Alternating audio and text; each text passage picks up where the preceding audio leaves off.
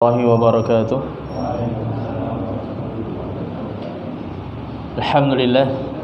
Alhamdulillah ala ihsanih wa syukru lahu ala taufiqihi wa amtinanih. Asyhadu an la ilaha illallah wahdahu la syarika lah ta'ziman li sya'nih wa asyhadu anna Muhammadan abduhu wa rasuluh adda'i ila ridwanih sallallahu alaihi wa ala alihi wa ashabihi wa ikhwanihi, amma ba'd. Jamaah sekalian, kaum muslimin wal muslimah yang saya hormati dan saya muliakan, rahimani wa rahimakumullah.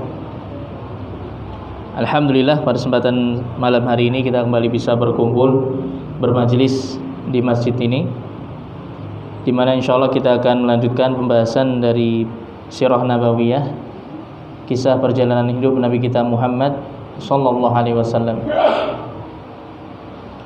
Pembahasan kita masih tentang perang Khaybar, di mana pada pertemuan sebelumnya kita sudah sebutkan di mana Rasulullah SAW dan kaum muslimin sudah mulai mengepung benteng pertahanan pertama dari orang-orang Yahudi di kota Khaybar, yaitu benteng Naim. Benteng Naim.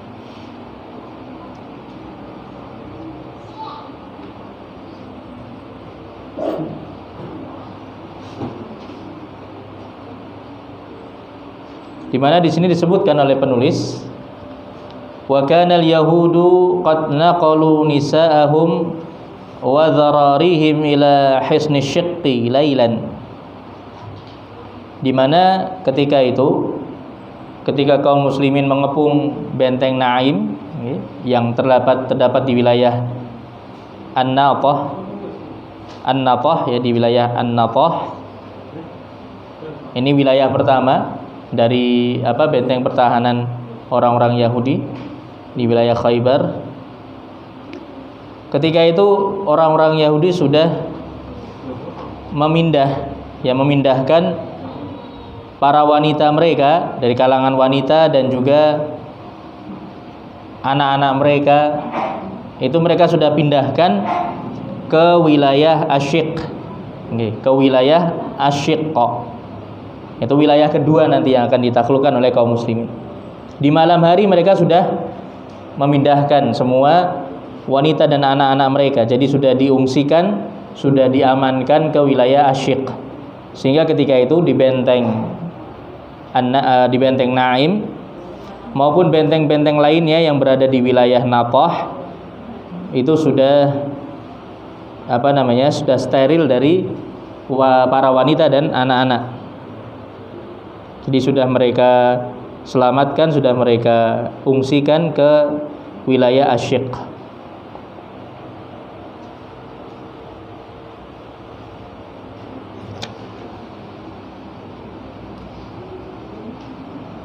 Jadi mana disebutkan di sini, ketika kaum muslimin mengepung benteng Naim di 2 hari pertama itu belum membuahkan hasil, artinya belum mampu kaum muslimin untuk menaklukkan benteng Naim. Bahkan beberapa sahabat gugur di 2 hari yang pertama, ya, di waktu 2 hari yang pertama dalam masa pengepungan benteng Naim. Ya, ada beberapa sahabat yang gugur, di antaranya adalah Mahmud bin Maslamah dan juga Amir ibnul Aqwa. Amir ibnul Aqwa radhiyallahu anhuma. Yang mana sudah kita sebutkan pada pertemuan sebelumnya bahwasanya Amir ibnul Aqwa ini merupakan saudara dari Salamah ibnul Aqwa. Saudara dari sahabat Salamah ibnul Aqwa. Jadi Amir ini pamannya ya, bukan saudara laki-lakinya tapi pamannya Salamah ibnul Aqwa. Jadi beliau ini, Amir ini merupakan paman dari Salamah ibnul Aqwa. Di sini Amir ibnul Aqwa mati syahid di hari yang kedua. Ya, di hari yang kedua dalam pengepungan benteng Naim. di mana keduanya dibunuh oleh pendekar Yahudi bernama Marhab. Ya, dibunuh oleh pendekar Yahudi bernama Marhab. Jadi yang pertama Mahmud bin Maslamah, ya, sahabat yang pertama yaitu Mahmud bin Maslamah. Ini saudara dari sahabat Muhammad bin Maslamah radhiyallahu anhuma. Jadi Mahmud bin Maslamah ini ceritanya ketika di tengah-tengah peperangan beliau hendak mencari tempat berteduh, ya. Ketika itu beliau hendak mencari tempat berteduh. Akhirnya beliau mencari wilayah yang tempat yang kiranya di situ aman untuk berteduh. Akhirnya beliau bersandar di situ di salah satu dinding dari benteng Naim. Yang beliau kira itu wilayah yang aman.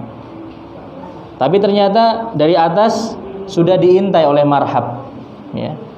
Sudah diintai oleh Marhab, pendekarnya Yahudi yang kemarin sempat kita sebutkan. Kemudian ketika melihat di bawahnya ada seorang muslim yang sedang lengah, akhirnya dari atas dijatuhi arroha. Arroha itu alat untuk menggiling gandum. Jadi batu untuk menggiling gandum. Berat tentunya, ya. Dijatuhkan dari atas hingga akhirnya mengenai kepala Mahmud bin Maslamah, hingga akhirnya beliau pun tewas, ya. Ketika itu beliau sebenarnya memakai helm baja, tapi sampai pecah, ya. Helm yang beliau pakai itu sampai pecah, kemudian hingga akhirnya kepala beliau pun terkena batu penggiling gandum tadi, hingga beliau pun mati syahid. Itu Mahmud bin Maslamah. Kemudian yang kedua yaitu Amir ibnul Aqwa. Yang kedua yaitu Amir ibnul Aqwa radhiyallahu anhu. Ya, kisahnya disebutkan di sini. Wa qarraru al-burus lil qital fi dzalika as-sabah. Jadi di hari yang kedua, ya, orang-orang Yahudi mereka meminta untuk duel satu lawan satu, ya. Mengajak untuk mubarazah, berduel satu lawan satu. Maka tentunya ketika itu yang maju di antara orang-orang Yahudi adalah Marhab, ya, sang pendekarnya Yahudi yang kita sebutkan kemarin. Dikatakan dia setara dengan 1000 orang kekuatannya, kemampuannya. Maka akhirnya kemudian tantangan dari Marhab dijawab oleh sahabat Amir ibnul Aqwa radhiyallahu anhu. Ya, wada'a Marhab ilal mubaraza wa huwa yakhturu bi sayfi wa yaqul. Di mana Marhab ketika itu dia mengayunkan pedangnya sambil dia mengatakan qad alimat Khaybar anni marhabu syakis silahi batalun mujarrabu idzal hurubu aqbalat talahhabu.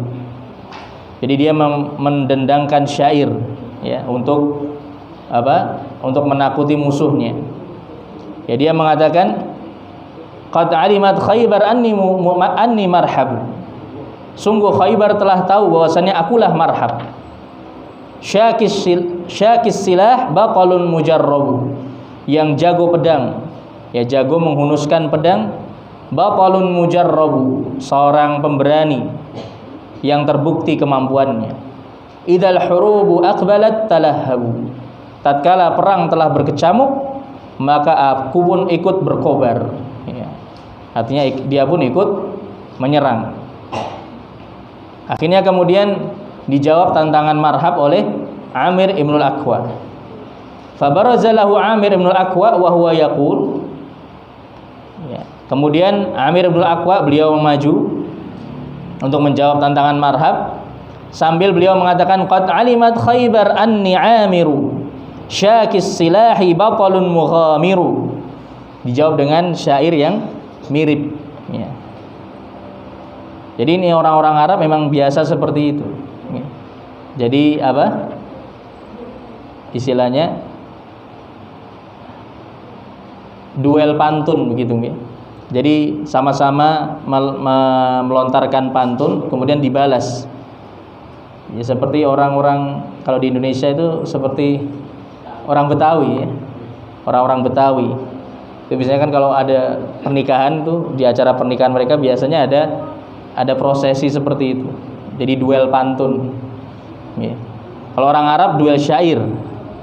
Ya mirip intinya.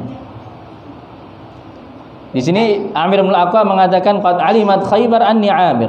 Sungguh Khaybar telah mengetahui bahwasannya akulah Amir. Syakis silah batalun mughamiru. Yang juga jago pedang, pemberani dan juga pemberani dan siap untuk menyerang. Ya. Nekat untuk menyerang. Itu Amir bin Al-Aqwa menjawab dengan pantun dengan syair tersebut. Maka akhirnya terjadilah duel antara Marhab dengan Amir. Fakhtalafa darbatain. Maka keduanya saling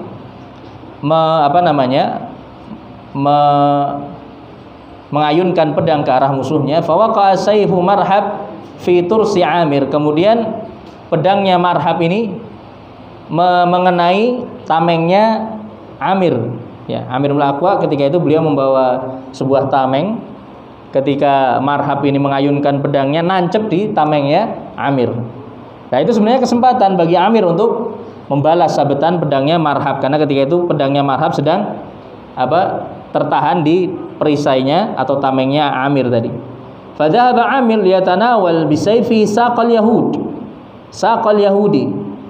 Maka ketika itu Amir pun mengayunkan pedangnya untuk menebas betis dari orang Yahudi tadi, Marhab tadi.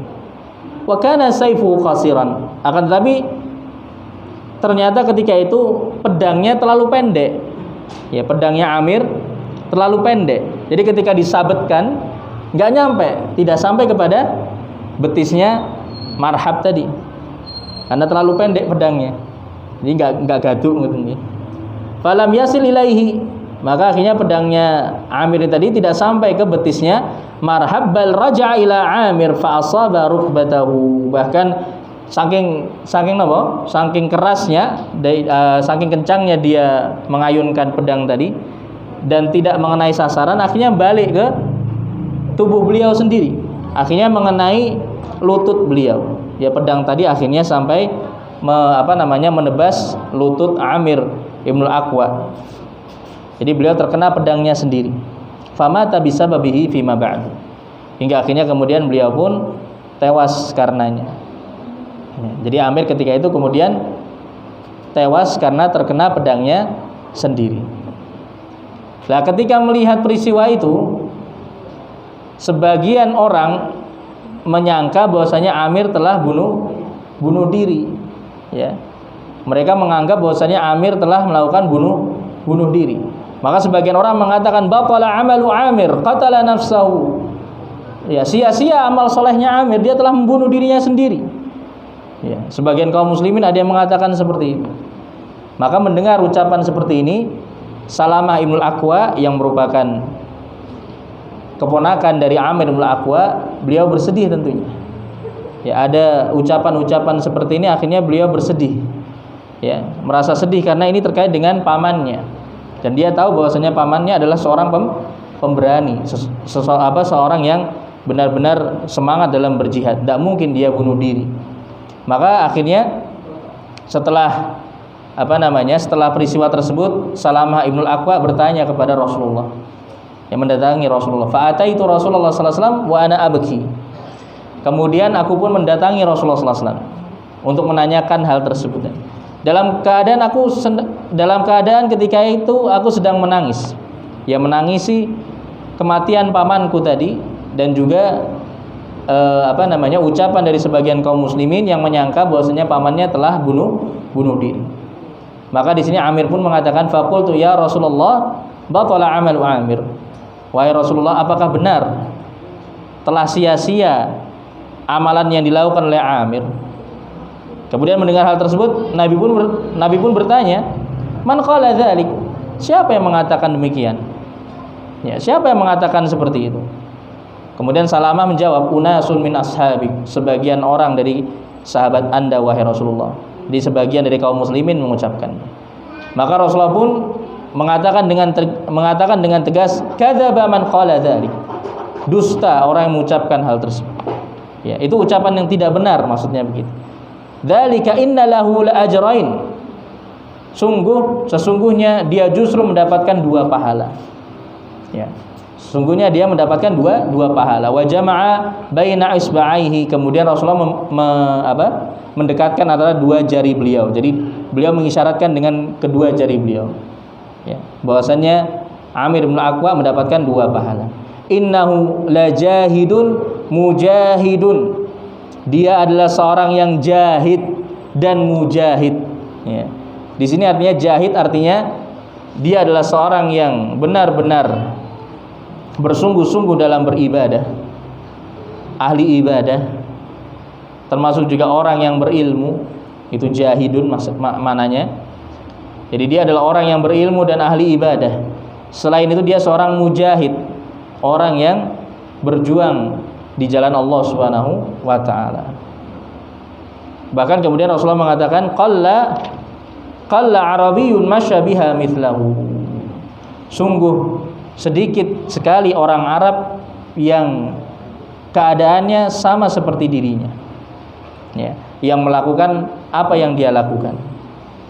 Justru di sini Rasulullah SAW membela sahabat Amir ibnul Aqwa radhiyallahu anhu. Maka dengan penjelasan dari Rasulullah tadi, jelas bahwasannya sahabat Amir ibnul Aqwa radhiyallahu anhu beliau mati syahid. Ya, beliau tidak kemudian mati dalam keadaan bunuh diri, karena tentunya beliau tidak sengaja ketika menebaskan pedang ternyata justru mengenai diri beliau sendiri.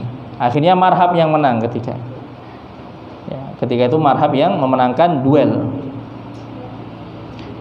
Maka kemudian di hari berikutnya, ya, dan setelah peristiwa tadi, di malam harinya sebagaimana sudah kita sebutkan kemarin, Rasulullah SAW menyampaikan kepada para sahabat bahwasannya esok hari beliau akan memberikan bendera perang kepada seseorang yang dia mencintai Allah dan Rasulnya, dan Allah dan Rasulnya pun mencintainya, di mana Allah Subhanahu Wa Taala akan memberikan kemenangan melalui tangannya. Kemudian siapa kemarin sahabat yang dipilih? Ali bin Abi Thalib. Ya. Maka di hari yang ketiga berarti, tadi kan ini peristiwanya tadi di hari kedua, kemudian di hari ketiga di pagi harinya ternyata Rasulullah SAW memanggil Ali bin Abi Thalib yang ketika itu sebenarnya sedang sakit kedua mata beliau, kemudian akhirnya diludahi, ditiup dengan sedikit ludah oleh Rasulullah hingga akhirnya sembuh, dan kemudian diberikanlah bendera perang tersebut kepada Ali bin Abi Thalib. Nah, akhirnya di hari ketiga majulah Ali bin Abi Thalib bersama pasukan kaum muslimin untuk kembali berusaha menaklukkan benteng Naim. Jamaah sekalian rahimani wa rahimakumullah, kemudian ketika Ali bin Abi Thalib telah menerima panji perang tersebut, ya, bendera perang tersebut, beliau pun mengatakan nuqatiluhum hatta yakunu mithlana. Kita akan perangi mereka hingga mereka menjadi seperti kita. Artinya hingga mereka mau menjadi muslim, mau masuk Islam. Kemudian Rasulullah SAW berwasiat kepada Ali, yang memberikan wasiat sebelum Ali maju memimpin pasukan kaum muslimin. Rasulullah mengatakan unfud ala rislik, ya, berangkatlah dengan tenang wahai Ali, hatta tanzila bisahatihim, hingga kamu dekat dengan tempat mereka, ya, hingga akhirnya nanti kamu sudah dekat dengan tempat mereka, dengan tempat bertahan mereka, dengan benteng mereka. Kemudian Rasulullah mengatakan thumma du'uhum ilal Islam, kemudian serulah mereka, ajaklah mereka untuk masuk ke dalam agama Islam. Tetap di sini Rasulullah SAW menyampaikan kepada Ali untuk kembali menawarkan Islam kepada orang-orang Yahudi tersebut. Jangan langsung menyerang. serulah mereka terlebih dahulu untuk masuk Islam. Wa akhbirhum bima yajibu alaihi min haqqillahi fihi, dan beritahukanlah kepada mereka tentang apa yang Allah wajibkan atas mereka. Kemudian Rasulullah mengatakan, ini ucapan yang sabda Rasulullah SAW yang terkenal, ya, ucapan beliau atau hadis yang terkenal yang ini sering disampaikan terkait dengan keutamaan dalam berdakwah. Rasulullah mengatakan, fawallahi la an yahdiyallahu bika rajulan wahidan khairun laka min humrin na'am. Ya. Sungguh demi Allah, kalau saja seandainya ya, apabila Allah Subhanahu wa taala memberikan hidayah kepada satu orang dengan melalui perantaramu, ya, dengan sebab dirimu. Artinya dengan sebab dirimu Allah memberikan hidayah kepada satu orang, maka itu lebih baik bagimu dibandingkan unta-unta merah, ya. Dibandingkan unta-unta merah. Unta merah itu ketika itu bagi orang-orang Arab merupakan harta yang paling mahal, ya. Harta yang paling berharga itu unta merah di kalangan orang Arab dahulu. Jadi artinya ini merupakan keutamaan yang besar ketika seseorang bisa menjadi sebab hidayah bagi orang lain. Satu orang saja bisa mendapatkan hidayah dari Allah Subhanahu wa taala, apalagi bisa sampai masuk Islam dengan perantara kita, maka itu jauh lebih baik dibandingkan harta yang paling berharga di dunia ini. Maka jamaah sekalian rahimani wa rahimakumullah, apa yang disampaikan oleh Rasulullah di sini ini menunjukkan kepada kita bahwasannya Islamnya kaum Yahudi itu lebih beliau cintai dibandingkan semua perkara-perkara dunia. Kalau seandainya orang-orang Yahudi tersebut masuk Islam, itu lebih beliau cintai dibandingkan harus mendapatkan semua ghanimah, semua harta rampasan perang yang bisa didapatkan oleh kaum muslimin ketika mengalahkan orang-orang Yahudi tersebut. Beliau tetap ingin orang-orang Yahudi tadi masuk Islam, karena inilah bentuk kasih sayang beliau kepada umatnya, ya. Harisun alaikum, Allah sebutkan di dalam Al-Quran, salah satu sifat beliau adalah harisun alaikum. Beliau sangat bersemangat, sangat ingin untuk memberikan hidayah kepada kalian, menjadi sebab hidayah bagi kalian. Beliau sangat ingin umatnya untuk masuk ke dalam agama Islam, karena beliau memang diutus untuk seluruh umat manusia, termasuk kepada orang-orang Yahudi. Maka ini jamaah sekalian rahimani wa rahimakumullah, ya, ini menunjukkan kasih sayang beliau kepada seluruh umat manusia. Maka dengan segala sejarah hitam kaum Yahudi dan semua upaya keras mereka untuk membasmi kaum muslimin, untuk memerangi kaum muslimin di kota Madinah sebelumnya, ternyata harapan Rasulullah SAW akan keislaman mereka tidak pernah putus. Beliau tetap mengharapkan mereka masuk Islam. Demikianlah akhlak seorang dai sejati. Ya, inilah akhlak seorang dai yang sejati. Inilah panutan kita, Nabi kita Muhammad sallallahu alaihi wasallam. Demikian semangatnya beliau dalam berdakwah. Beliau kalau seandainya orang-orang Yahudi tadi masuk Islam, beliau akan melupakan semua lembaran-lembaran kelam di masa lalu terkait dengan orang-orang Yahudi tadi. Beliau akan memaafkan semua kesalahan-kesalahan mereka, dan mereka pun akan menjadi bagian dari kaum muslimin tanpa ada perbedaan sama sekali. Tapi kira-kira mereka menerima atau tidak? Watak orang Yahudi, karena memang sedikit orang Yahudi yang masuk Islam. Semenjak dahulu hingga sekarang, sangat sedikit orang-orang Yahudi yang masuk Islam, karena mereka memang kaum yang sudah dilaknat oleh Allah Subhanahu wa taala, dimurkai oleh Allah Subhanahu wa taala. Maka akhirnya jamaah sekalian rahimani wa rahimakumullah, di hari berikutnya Ali pun datang bersama pasukan kaum muslimin, artinya mendekat kembali ke benteng Naim. Kemudian di hari tersebut, di hari yang ketiga tersebut, tetap terjadi al-mubarazah, ya, duel 1 lawan 1. Nah, di sini yang pertama keluar, ya, di sini yang pertama keluar adalah Al-Harith, ya, seorang Yahudi bernama Al-Harith, yang ini merupakan saudara dari Marhab, ya, ini saudaranya Marhab. Jadi Marhab nanti ada 3 bersaudara, dan ketiga-tiganya nanti dibasmi semua oleh kaum muslimin. 2 diantaranya oleh Ali, yang satu oleh Abdullah bin Zubair. Yang pertama di sini Al-Harith, kemudian yang kedua nanti Marhab, yang ketiga Yasir. Ya. Ini 3 bersaudara, ini pendekar semua, pendekarnya Yahudi semua. Yang pertama di sini Al-Harith, dia keluar untuk menantang mubarazah, duel 1 lawan 1. Majulah Ali bin Abi Thalib, sang pemimpin pasukan ketika itu.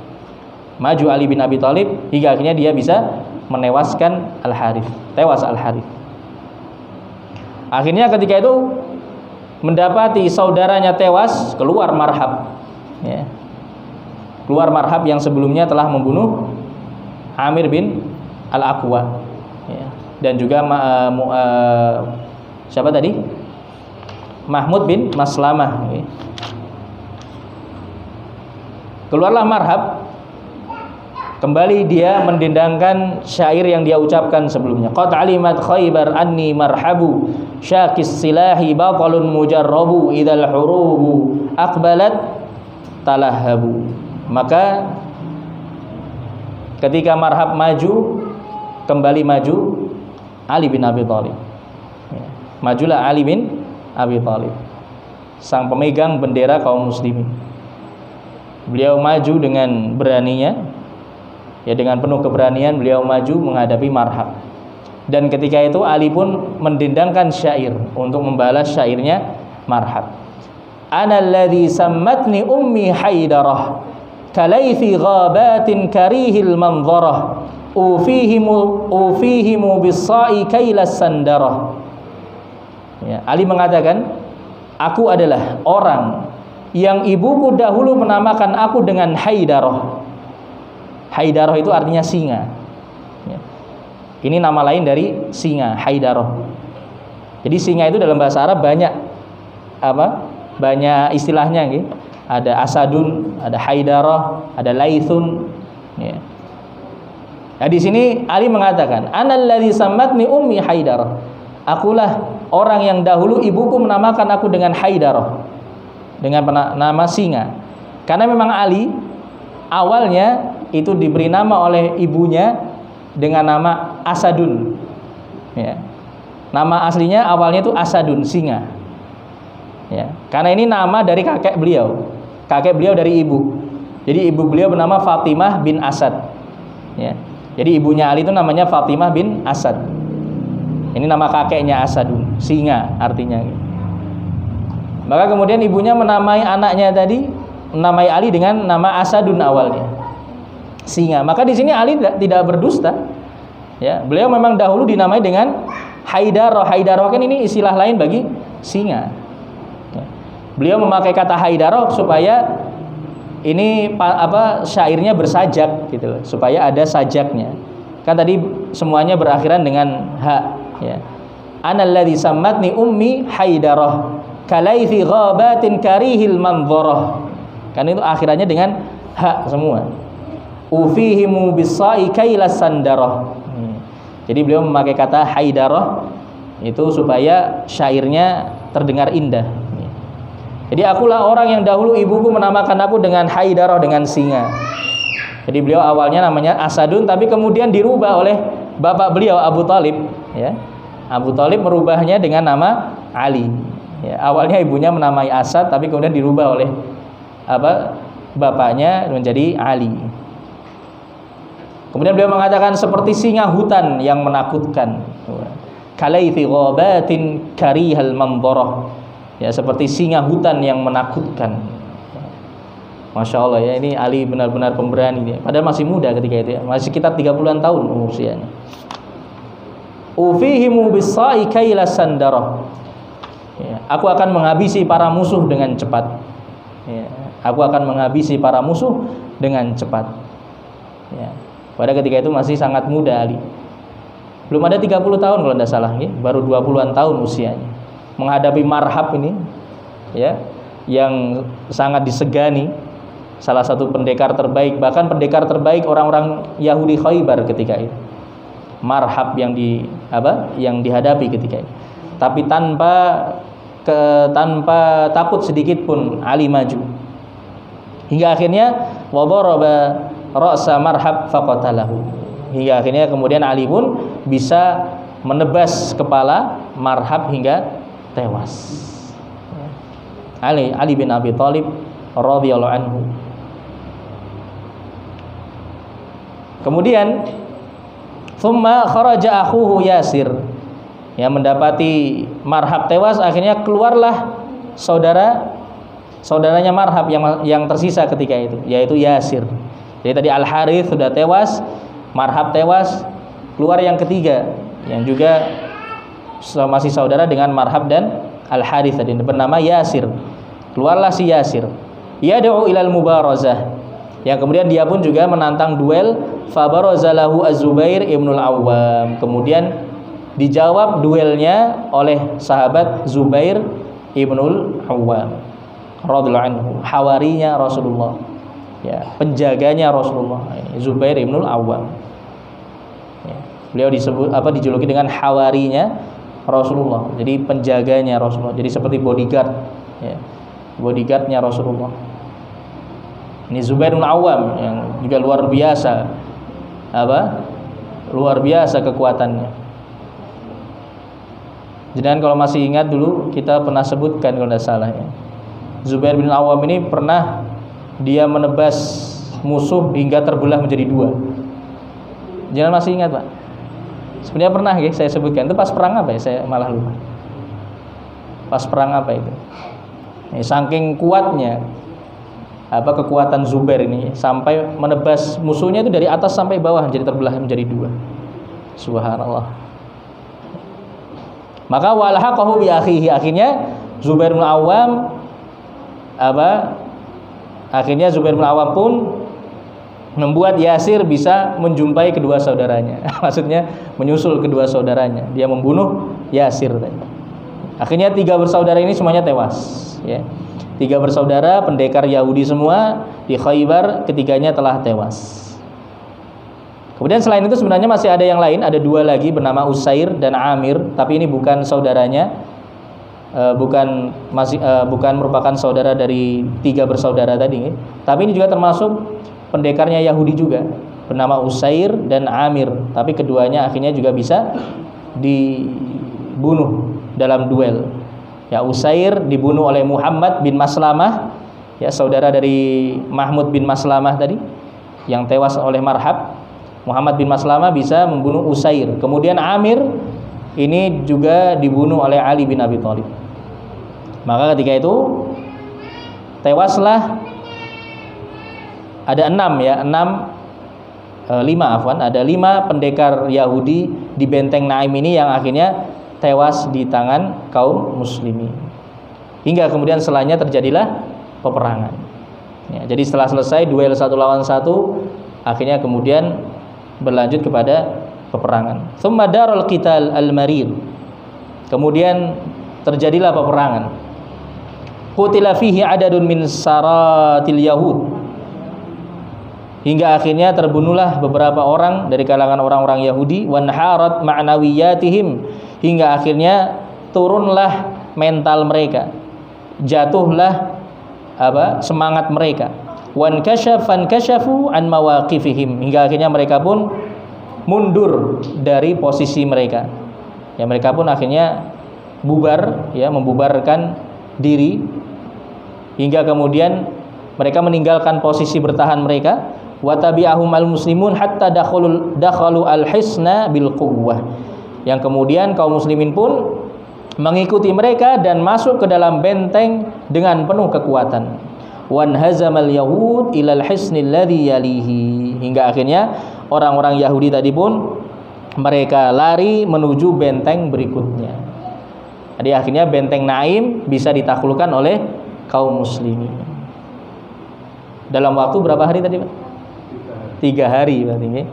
3 hari kemudian ditaklukkan oleh kaum muslimin.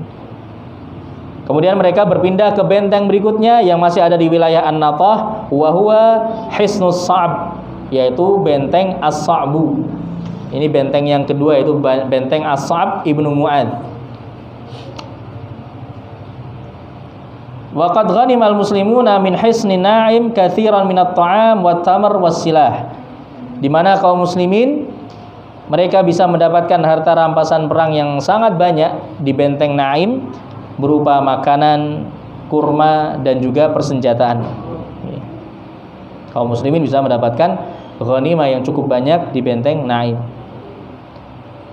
Kemudian jamaah sekalian rahimani wa rahimakumullah, thumma hasara al-muslimun hisna Sa'b tahta qiyadati Al-Hubab ibnul Munzir radhiyallahu anhu. Kemudian kaum muslimin mengepung benteng yang kedua. Ya, jadi ketika orang-orang Yahudi tadi, pasukan Yahudi, mereka mundur ke benteng yang kedua, yaitu benteng As-Sa'b, maka kaum muslimin pun mengikuti mereka. Langsung kemudian kaum muslimin mengepung benteng As-Sa'b di bawah kepemimpinan sahabat bernama Al-Hubab ibnul Munzir radhiyallahu anhu. Jadi ketika itu sudah berpindah tangan, kepemimpinan tidak lagi dipimpin oleh Ali bin Abi Thalib, tapi dipimpin oleh sahabat Al-Hubab ibnul Munzir.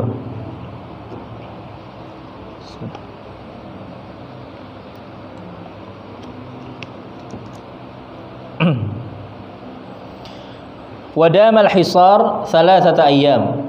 Kemudian berlangsunglah pengepungan selama 3 hari. Ya, berlangsunglah pengepungan selama 3 hari. Nah, di sini jamaah sekalian rahimani wa rahimakumullah, ada sebuah kisah yang terjadi pada proses pengepungan benteng As-Sa'b ini, yang ini menunjukkan betapa keadaan para sahabat dahulu. Mereka benar-benar taat kepada Rasulullah sallallahu alaihi wasallam dalam keadaan apapun. Jadi ketika itu kaum muslimin mengepung benteng As-Sa'b, dan ini dilakukan dalam kondisi yang sangat berat ketika itu, di mana kaum muslimin di samping mereka sulit untuk bisa menaklukkan benteng tersebut, kaum muslimin juga ketika itu mereka dilanda kelaparan, ya, kekurangan bahan pangan ketika itu. Mereka sampai kelaparan kaum muslimin ketika itu, hingga akhirnya mereka pun sampai menyembelih keledai jinak. Jadi keledai yang biasa ditunggangi, biasa dimanfaatkan tenaganya, itu mereka sembelih untuk dimakan. Nah, ketika itu memang kebiasaan orang-orang Arab, mereka terkadang memakan daging keledai, tapi itu pada kondisi-kondisi tertentu. Artinya ini kondisi-kondisi yang memang terpaksa gitu. Ya, karena keledai ini ya hewan yang buruk memang. Ya, walaupun dimanfaatkan tenaganya, tapi kan keledai ini hewan yang buruk. Ya, mungkin orang-orang Arab juga kurang suka dengan dagingnya, kurang suka memakan keledai. Dan ketika itu belum turun ayat atau hadis tentang diharamkannya daging keledai. Makanya ketika itu para sahabat pun menyembelih keledai-keledai yang mereka miliki, kemudian mereka masak, ya, mereka masak di atas tungku, hendak mereka makan. Lah ketika para sahabat menyembelih keledai-keledai tadi, Rasulullah belum tahu ketika itu. Beliau tidak tahu, beliau tidak melihatnya. Lah ketika kemudian beliau melihat para sahabat sedang memasak sesuatu, beliau bertanya, "Apa yang sedang kalian masak?" Maka kemudian para sahabat menjawab, mereka sedang memasak daging keledai. Tapi ini keledai jinak, ya. Di sini yang perlu kita ketahui, keledai itu ada 2 jenis, Bapak Ibu sekalian, ya. Ada namanya al-himar al-ahli, keledai jinak. Ini keledai-keledai yang biasa dimanfaatkan tenaganya itu oleh manusia, itu namanya keledai jinak. Ini haram dagingnya. Yang kedua al-himar al-wahshi, keledai liar. Keledai liar ini justru halal dagingnya. Keledai liar ini sering kita sebut dengan zebra. Sering kita sebut dengan zebra, kuda zebra itu. Itu keledai liar itu. Itu dia termasuk saudaranya keledai. Ya. Tapi memang penampilannya berbeda. Itu dagingnya halal kalau keledai liar. Kalau zebra itu halal. Tapi kalau keledai yang jinak, yang dimanfaatkan tenaganya oleh manusia, itu justru haram dagingnya. Ya, justru haram dagingnya. Ada di sini ketika para sahabat memasak daging keledai tadi, memang sebelumnya belum ada pengharaman. Lah ketika itulah baru turun wahyu dari Allah Subhanahu wa taala bahwasanya diharamkan daging keledai. Makanya ketika itu Rasulullah pun memerintahkan kepada para sahabat, ahriqu ma fiha waksiru quduraha. Tumpahkanlah semua masakan itu, buanglah semua masakan itu, dan pecahkanlah periuk-periuknya. Pecahkanlah kendil-kendilnya tadi, atau tungku-tungku itu wadah untuk masak tadi, kuali periuk-periuknya tadi pecahkanlah ya, karena itu semua haram, daging itu haram dan juga najis ya, maka diperintahkan untuk dibuang, tidak boleh dimanfaatkan sedikit. Akhirnya kemudian para sahabat ketika itu dalam keadaan kelaparan jemaah ya, dalam keadaan kelaparan luar biasa. Mereka sudah mencium aroma keledai, aroma masakan keledai tadi yang sudah menggugah selera, langsung diperintahkan seperti itu oleh Rasulullah. Tapi lihat bagaimana para sahabat, tidak ada satupun yang menolak perintah dari Rasulullah tadi. Semuanya langsung menjalankan perintah dari Rasulullah, sami'na wa ata'na. Langsung dilaksanakan perintah dari Rasulullah. Hingga akhirnya kemudian setelah itu Rasulullah tahu bahwasanya keadaan para sahabat sedang benar-benar kesulitan ketika itu. Mereka benar-benar kelaparan, hingga akhirnya Rasulullah pun berdoa kepada Allah Subhanahu wa taala, meminta dimudahkan untuk bisa menaklukkan benteng tersebut. Hingga akhirnya di hari yang ketiga Rasulullah SAW berdoa kepada Allah Subhanahu wa taala untuk diberikan kemenangan dan pertolongan, hingga akhirnya di hari yang ketiga para sahabat pun bisa menaklukkan benteng As-Sa'ab. Di mana benteng As-Sa'ab ini merupakan benteng yang paling banyak cadangan makanannya. Nih, yang paling banyak simpanan makanannya. Hingga setelah itu kaum muslimin pun akhirnya tidak lagi mengalami kelaparan. Jadi masya Allah, di sini bisa kita lihat bagaimana kesabaran kaum muslimin, ya, kesabaran para sahabat untuk tetap menjalankan perintah dari Rasulullah SAW, hingga akhirnya kemudian turun pertolongan dari Allah Subhanahu wa taala, hingga akhirnya kemudian bisa ditaklukkan benteng As-Sa'bu di hari yang ketiga juga. Jadi juga memakan waktu 3 hari penaklukannya. Setelah itu akhirnya kaum muslimin pun bisa terhindar dari keadaan kelaparan. Kemudian selanjutnya orang-orang Yahudi pindah ke benteng Qal'ah Az-Zubair. Ini benteng yang ketiga dari wilayah An-Natah, dan ini benteng yang terakhir sebelum nanti mereka berpindah ke wilayah Asy-Syiqqa. Insyaallah nanti pembahasannya akan kita lanjutkan pada pertemuan berikutnya. Wallahu a'lam bishawab. Ya, mungkin ini jamaah sekalian rahimani wa rahimakumullah apa yang bisa kita bahas pada kesempatan malam hari ini.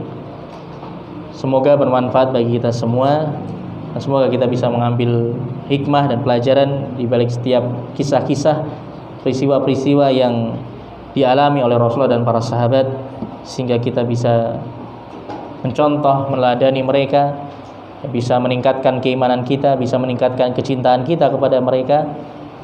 Dan semoga kita semua kelak akan dikumpulkan bersama mereka di surga Allah Subhanahu wa taala nanti. Allahumma amin. Alhamdulillahirabbil alamin, wa sallallahu wasallam ala nabiyyina Muhammadin wa ala alihi wa ashabihi ajmain. Subhanakallahumma wa bihamdika asyhadu an la ilaha illa anta astaghfiruka wa atubu ilaik. Assalamualaikum warahmatullahi wabarakatuh.